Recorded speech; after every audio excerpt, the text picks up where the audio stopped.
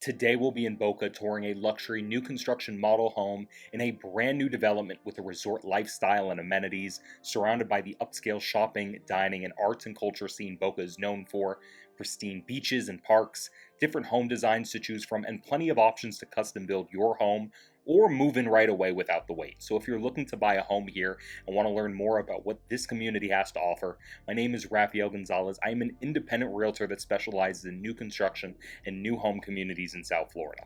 And I can personally assist and work with you throughout the process to find the right place to call home. So the home we are coming up to now is called the Capri, and it is one of the few two-story models available with the master bedroom and a separate guest suite situated downstairs.